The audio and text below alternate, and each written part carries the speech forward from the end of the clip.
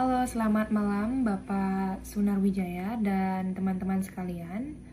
Terima kasih atas waktu yang diberikan kepada kami. Di sini kami kelompok 4 ingin mempresentasikan hasil diskusi kami mengenai sub CPMK yang keempat, yaitu mampu memahami prinsip dan kode etik dalam bisnis. Sebelum masuk ke materi, izinkan kami untuk memperkenalkan diri terlebih dahulu.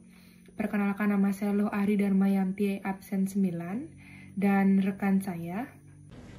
Perkenalkan, nama saya Nemayanista Kumulasari, nomor absen 27.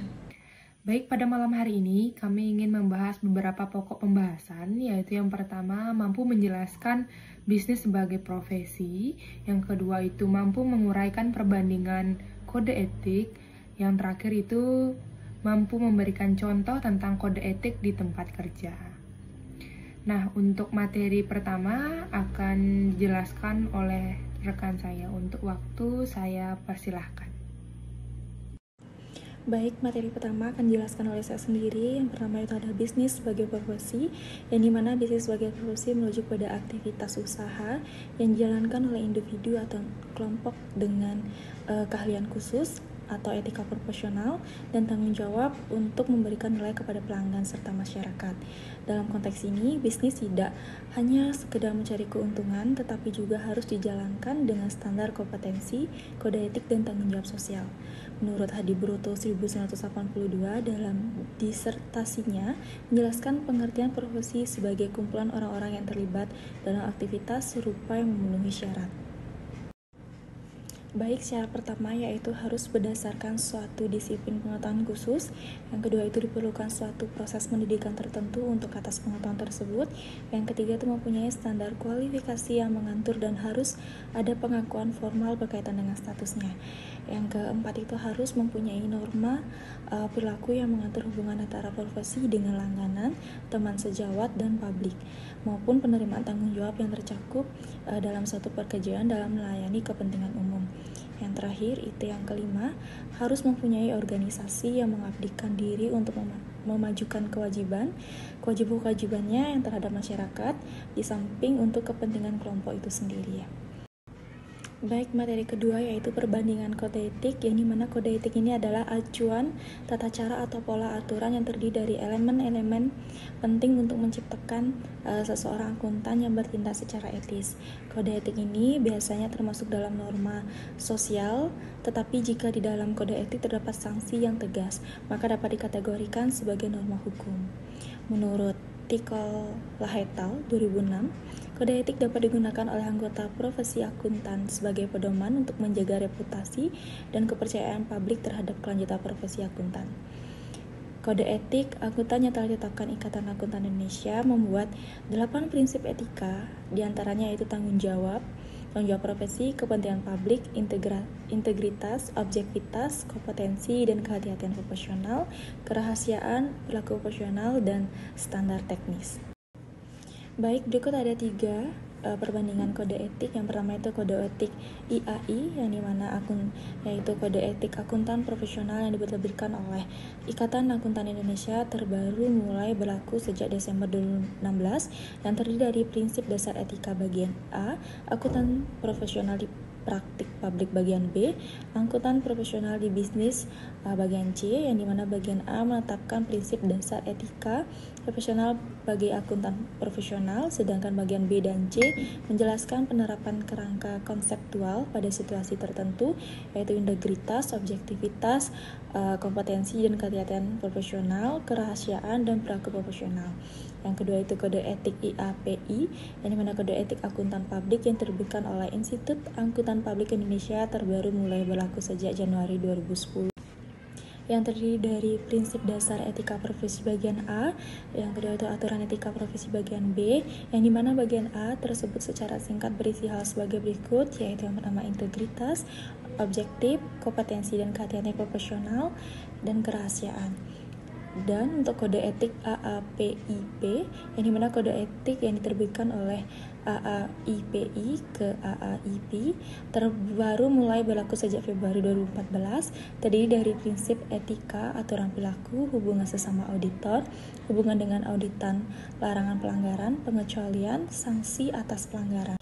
KAIPI meliputi 2 komponen dasar, yaitu yang pertama itu ada prinsip etika yang relevan dengan profesi dan praktik pengawasan intern pemerintah, dan yang kedua itu aturan perilaku yang menggambarkan norma perilaku yang diharapkan bagi auditor intern pemerintah dalam memenuhi tanggung jawab profesionalnya. Adapun berisi integritas, objektivitas, kerahasiaan, kompetensi, dan akuntabel. Baik, materi selanjutnya itu ada perbedaan ketiga kode etik. Nah, dari uraian latar belakang ketiga organisasi profesi tersebut, maka perbedaan terbesar adalah dari latar belakang para anggotanya. IAI sebagai organisasi profesi tertua memiliki latar belakang anggota yang paling beragam dibandingkan kedua organisasi profesi lainnya. IAPI dan AAIP lebih ke anggotanya yang eksklusif. Nah, seorang akuntan bisa saja menjadi lebih dari satu organisasi profesi. Misalnya, menjadi anggota IAI dan IAPI, anggota IAI dan AAIP. Nah, perbedaan ini adalah wajar karena perbedaan kepentingan yang diwadahi masing-masing organisasi profesi tersebut dan sebagaimana diatur oleh regulasi yang berlaku. Hal ini adalah gilirannya menyebabkan perbedaan kode etik profesi terutama yang spesifik sesuai kondisi anggota. Nah, perbedaan ketiga kode etik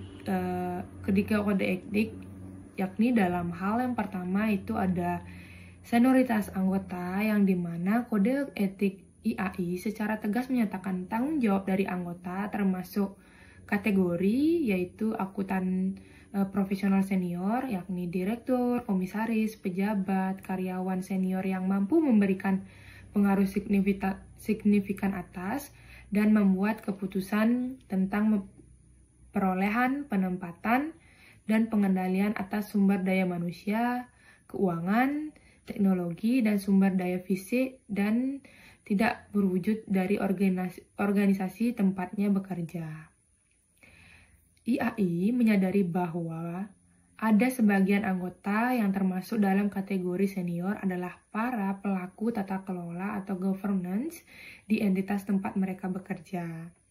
Semisal direktur, komisaris, dan yang lain. Nah, kondisi ini tidak banyak ditemui pada para anggota AAIP atau IAP. Yang kedua itu ada benturan kepentingan.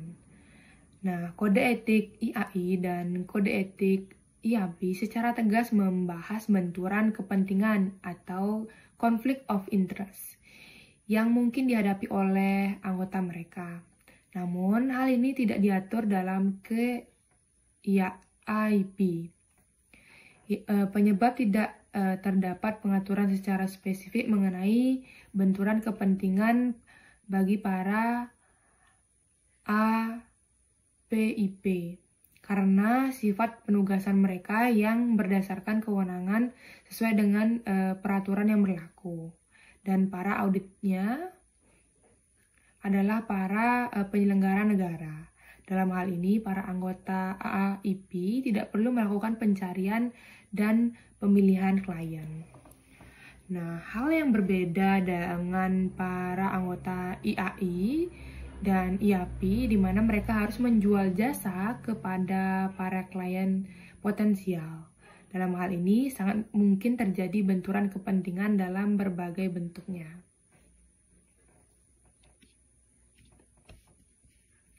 Baik, materi selanjutnya yaitu mau memberikan contoh tentang kode etik di tempat kerja. Kode etik di tempat kerja adalah seperangkat aturan, prinsip, dan nilai yang mengatur perilaku karyawan dalam lingkungan kerja. Nah, itu ada beberapa contoh. Yang pertama itu kode etik di tempat kerja dalam bisnis. Yang pertama, integritas dan kejujuran. Nah, prinsipnya semua karyawan harus bertindak dengan integritas dan kejujuran dalam semua interaksi bisnis. Contohnya, karyawan tidak boleh memberikan informasi yang menyesatkan kepada klien atau rekan kerja tentang produk atau layanan perusahaan. Yang kedua itu kepatuhan terhadap hukum. Nah, jadi karyawan harus mematuhi semua hukum dan peraturan yang berlaku di industri dan negara tempat perusahaan beroperasi. Nah, contohnya menghindari praktik bisnis yang melanggar hukum seperti penipuan pajak atau pelanggaran hak cipta.